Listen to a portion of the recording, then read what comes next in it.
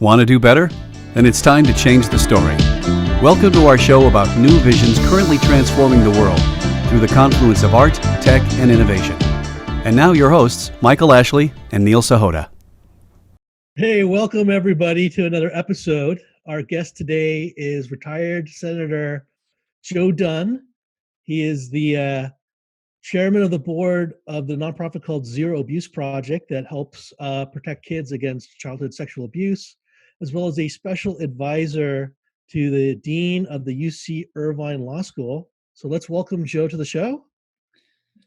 Thank you, Neil. Much appreciated. Glad to be here. Thank you for being here, Senator Joe. My question to you is, as a visionary, what is the story that you want to bring to the world? It's a great question, Michael. The reason that the Zero Abuse Project was set up several years ago was to fundamentally change the status quo of child sexual exploitation in all of its form from occurring in society. There's many great organizations that have been working on this issue for decades, but sadly, the incidence of childhood sexual exploitation increases every single year. We felt it was time to start a new organization that's a complement to the existing organizations already out there, but takes creative and vastly different approaches to dealing with this tragic societal problem and actually eliminating childhood sexual exploitation going forward. When you say creative approaches, what do you mean by that exactly? We felt that what the overall movement to eliminate childhood sexual exploitation in society was missing was to bring some top talent in areas that hadn't previously been considered for dealing with childhood sexual exploitation, except in the case of law enforcement at a very sophisticated level, like the FBI, for example. But they're only going to go after the most serious cases involving the most serious abuse, oftentimes on a national, if not international basis. It leaves a lot of the sexual exploitation of children unaddressed. And so large law enforcement organizations like the FBI are oftentimes using technology to go at existing problems in society. We felt it was time to take creative approaches like the intersection between technology, emerging technology, and childhood sexual exploitation, and see if we can take advantage of that intersection and apply new tools to the prevention of the abuse from occurring in the first place. A lot of great organizations serve the survivors of childhood sexual abuse very well and have been doing it for decades. How do we really get at preventing it from occurring in the first place? So one of the ways we've done that is to access technological advances, particularly artificial intelligence. And that's one example of how we've taken what we feel is a vastly different approach to dealing with childhood sexual abuse outside of the traditional law enforcement context. Like I've heard some of the stories and they're just absolutely horrifying. And it just boggles my mind that someone would do this to a child. I mean, the work you're doing, Senator Dunn, is obviously fantastic and unfortunately much needed. I mean, how are you actually going about this? I mean, how are you able to leverage technology? I mean, I would have thought that the first thing to think of would be helping survivors. Yeah, and while the Zero Abuse does have a number of great programs that serve the survivors to assist them in dealing with the abuse or exploitation that occurred, which is a lifelong management thing. It's not a matter of, okay, I've dealt with it, it's behind me, this abuse no longer affects my life. That's never the situation, sadly. And it's not like somebody is a broken arm. The damage that's done by childhood sexual abuse is very internal, not just emotional. There's physical harm as well, but it's a lifelong management process. So we do those great programs, as do other organizations.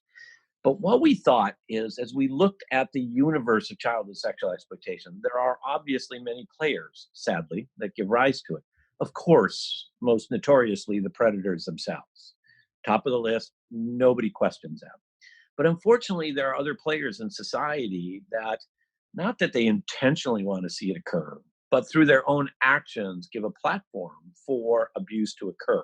And I'm referring specifically when it came to our first technology project, large institutions whose mission in part is to connect adults with children, religious, sports, education, that within those large institutions, when sexual abuse of a child occurs, institutional response is almost always the same.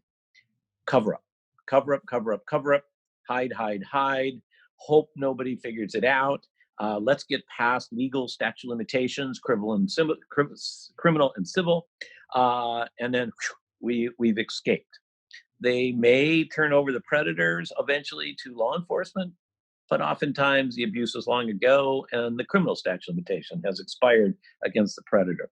So we felt maybe one of the places that technology may assist, that no one's ever tried before that we know of, is can we develop a technological tool that can uncover the cover-ups within institutions? So that was the premise we started on. And then ultimately we decided through some great experts to look at artificial intelligence as a way of looking at an institution through a large database and determine if there's patterns that are externally observable that might indicate that there's sexual abuse inside of that institution and it's being covered up. That was the first priority project we decided to go after through the use of technology. You're in a sense you're building like a corruption detector. In many respects, it is because it's interesting. The platform, the AI platform we're building and near completion on now, a little bit to go, but near completion after a year and a half, 2 years along the way. It's not focused on the predator, and it's not focused on the children who were sexually abused by those predators. It's focused exclusively on the behavioral patterns of the institution. Now, each institution is different, but there are some similarities to how institutions hide sexual predators of children inside the institution. If it's a small local organization, say a nonprofit in a small community, not a lot of options to hide predator under those circumstances.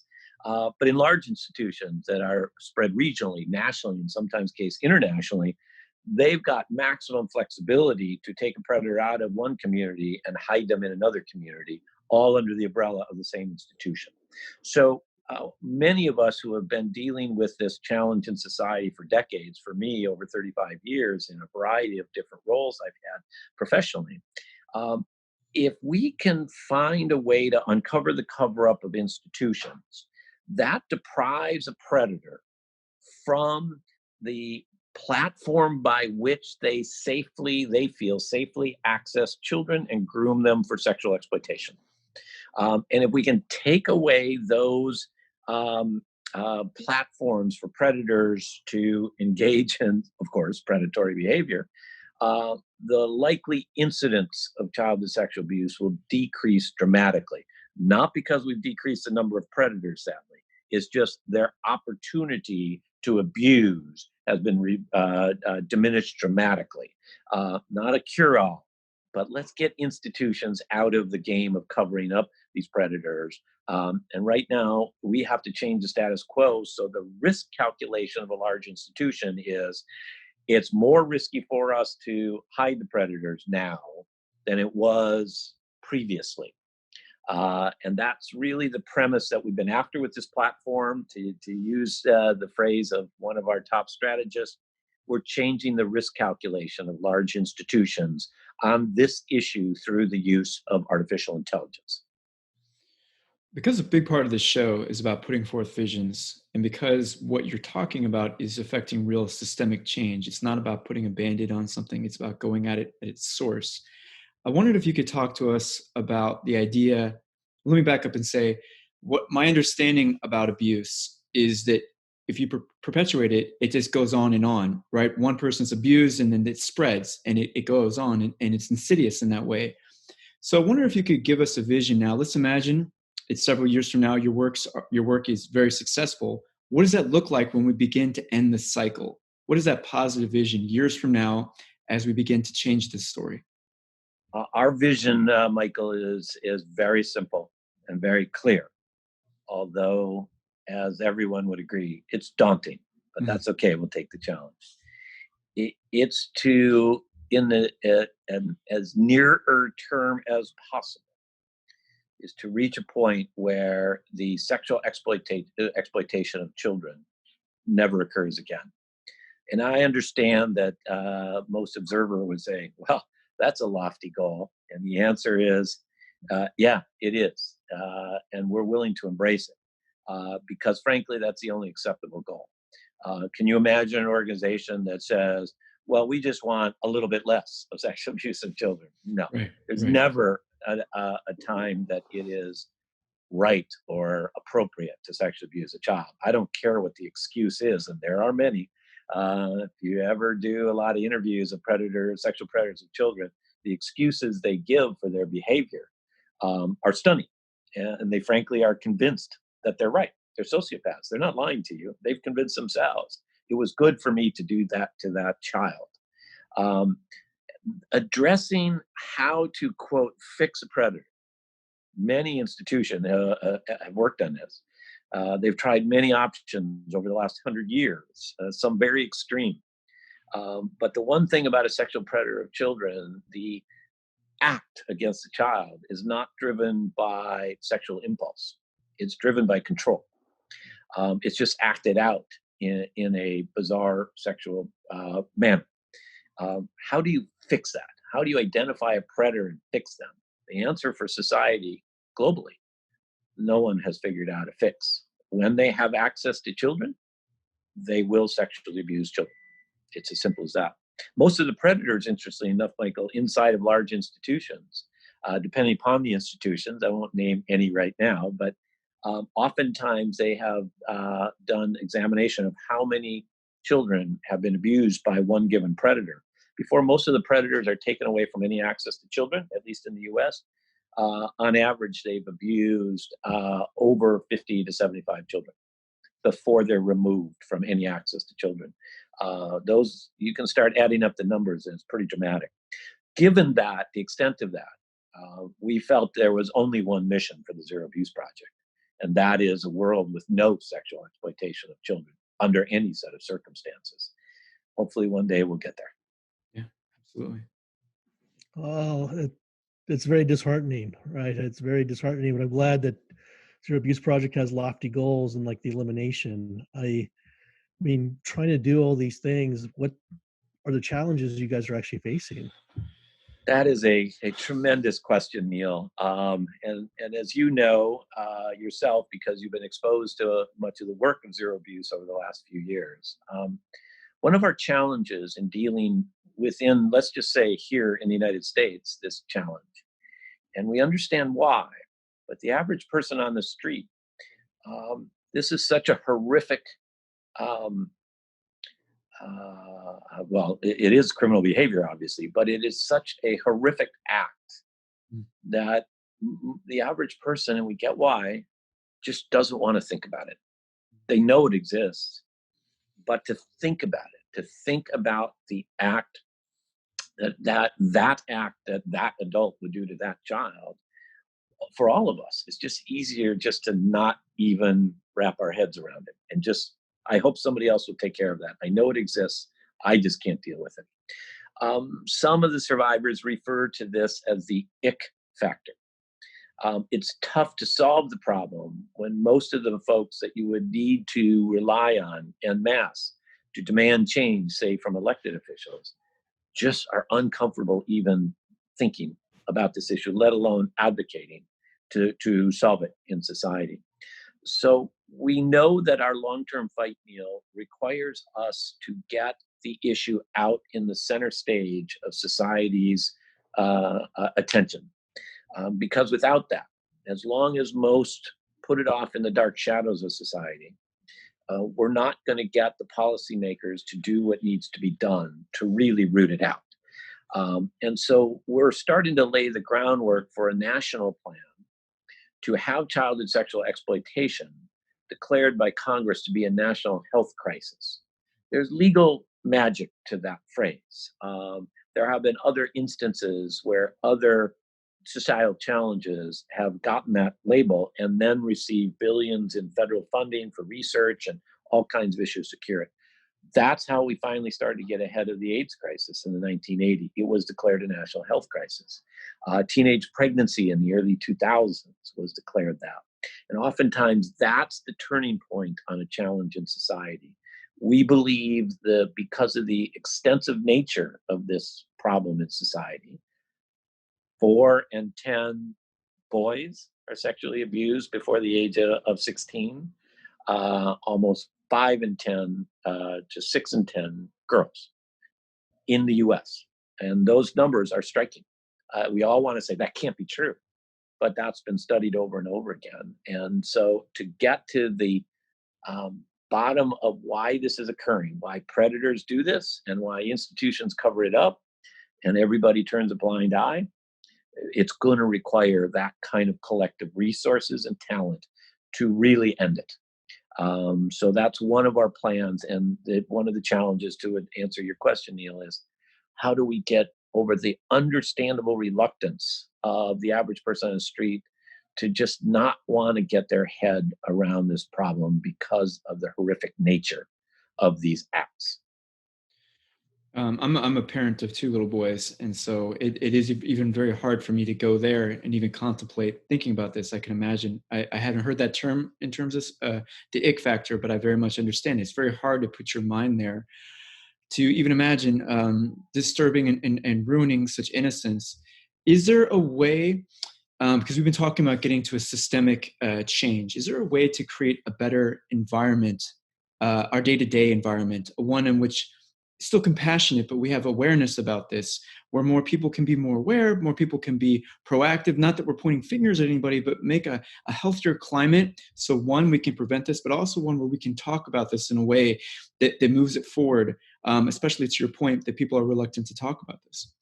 Yeah, Michael, I think your generations of parents are the first ones, at least in my view, having watched several generations of parents deal with this issue.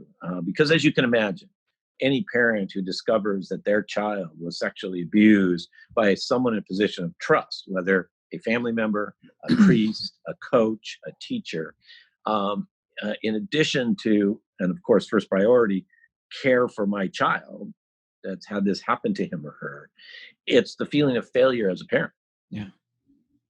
That issue is also very difficult for parents to grapple with in a prevention mode versus obviously dealing with the aftermath. So it's your generation of parents, the ones with very small kids today, that are more open and willing to embrace this for prevention purposes, to ensure that within our K-12 school system, there are acceptable teaching methods to children, no matter how young, about inappropriate behavior by adults and what to do when it happens. Now, again, most of these predators are sociopaths, so they know how to separate a child from their parents and gain trust of the parents so that they can start to abuse without anybody noticing, so to speak. Well, those sociopathic behavioral patterns also need to be taught through, say, parent-teacher organizations, other community groups that have access to young parents, not only to ensure that our child is educated appropriately. We're not going to get into, very detailed sexual abuse discussions with a 6-year-old, obviously, but there's certain things that can be taught at every level to make sure that child knows that anything that doesn't seem right probably isn't right and what you need to do about it, but also the parents to know about the signs if your child is abused. Oftentimes parents will miss it when, say, a boy at 12, 13 years old, as he's transitioned into a child to a teenager, and all that awkwardness starts to come in. They start to turn into themselves and all the stuff that young teenage boys do. Oftentimes that can be the result of being sexually abused by, say, a coach or a teacher in 7th, 8th, 9th, 10th grade, that all of a sudden they clam up, grades drop, things of that sort. There are things to watch with respect to the children that your generation is more open to than any other generation. Literally 10 years ago, when we tried to get programs out to PTA organizations, there was tremendous resistance. Parents did not want anybody talking about this issue. It was the Ick Factor. The other issue that still isn't done much is being able to pick up the subtleties of a sociopathic predator who is grooming a child. There are tried and true methods by these predators that some in academia have studied for years, that there are some outward signs. We know, Michael, that today, if any, let's say a local parish priest or a local teacher said, "Hey, Michael, I love your boy. Why don't we give you and your wife a chance to have a nice weekend alone? I want to take your boy camping." Well, back in the 60s, that didn't seem unusual. Today, of course, you go, "What? That ain't happening." So you can see we've progressed already. Well, unfortunately, the sociopathic predators have just improved and sharpened their skills at trying to separate that child from his or her parents. And these are the behavioral patterns from an education side we need to get into the hands of young parents to begin to watch it. But all of this is having a positive effect, Michael. I will tell you, we've been advocating for legislative change on many different fronts in this space for decades. Mostly we've lost until recently. In the last couple of years, we've had some tremendous victories through the advocacy efforts for zero abuse, as well as other organizations. But a lot of it was a combination of factors in society. Young parents being more willing to embrace this challenge and protect their child as much as possible. But also the Me Too movement set a stage for us to have. Now, Me Too arose out of adults sexually harassing and abusing another adult. But that set the stage where more in society are ready to now pull this issue of childhood sexual exploitation out of the shadows of society and plant it right there in center stage. Last comment on this, Michael. When the AIDS crisis hit, one of the reasons that issue got pulled from the shadows of society to center stage, as it needed to be, was through the entertainment industry. Singers, actors, etc., all came forward and said, we need to deal with this. And it became okay for Main Street America to talk about the issue at that point in time. The same needs to happen here, because those entertainment industries have such a megaphone in society.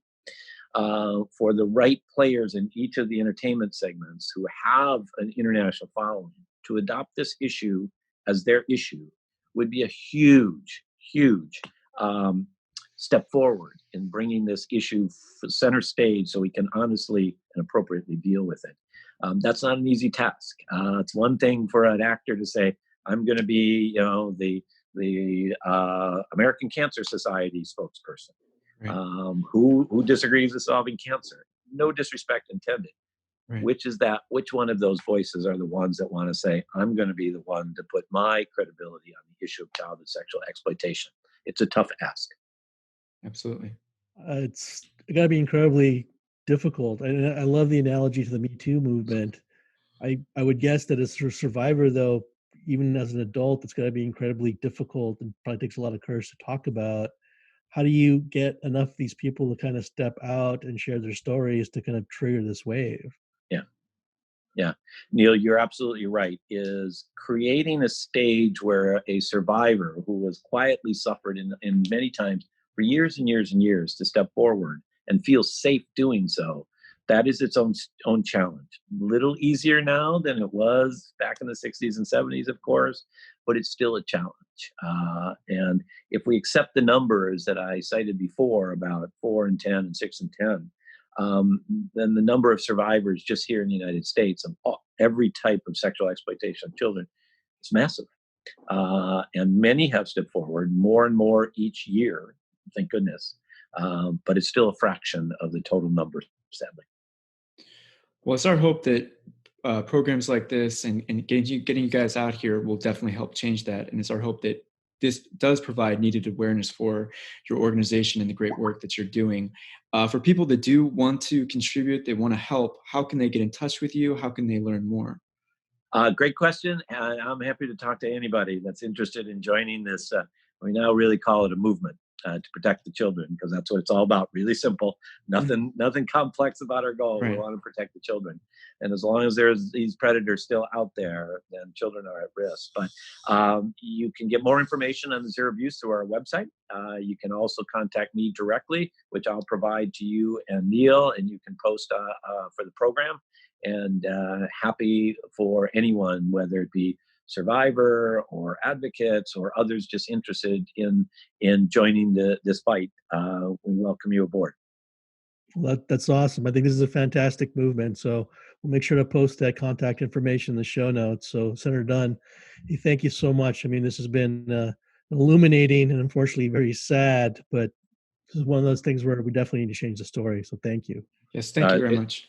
It's my honor, Neil and Michael, and it is a tragic one, and it's now time that we collectively say enough. Agreed. Thank you again. You're welcome. Hey, if you like today's show, please remember to hit the like button and leave a comment. If you've been enjoying the Changing the Story podcast series, please subscribe and share it with your friends. Thank you.